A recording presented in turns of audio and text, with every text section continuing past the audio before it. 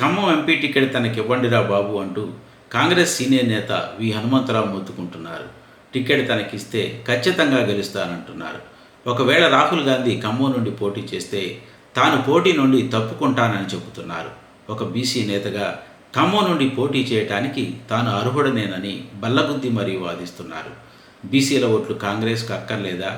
కేవలం బీసీలు ఓట్లు వేసే మిషన్లేనానని ప్రశ్నిస్తున్నారు. ఉప ముఖ్యమంత్రి మల్లు భట్టి విక్రమార్కే తనకు టికెట్ రాకుండా అడ్డుకుంటున్నారని ఆరోపించారు. ఢిల్లీలో మీడియాతో మాట్లాడిన హనుమంతరావు భట్టిపై తీవ్ర విమర్శలు చేశారు. ఈరోజు భట్టి ఈ స్థానంలో ఉండటానికి కారణం తానేనని, ఆయన్ను ఎమ్మెల్సీని చేసింది కూడా తానేనంటూ చెప్పుకొచ్చారు.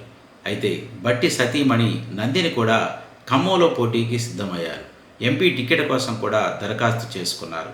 ఆమెతో పాటు మంత్రి పొంగులేటి శ్రీనివాసరెడ్డి సోదరుడు ప్రసాద్ రెడ్డి, మరో మంత్రి తుమ్మల నాగేశ్వరరావు తనయుడు యుగంధర్, మరికొంతమంది ఖమ్మం టికెట్ ఆశిస్తున్నారు. మరోవైపు రాహుల్ గాంధీ కూడా ఖమ్మంలో పోటీ చేస్తారన్న ప్రచారం జరుగుతోంది.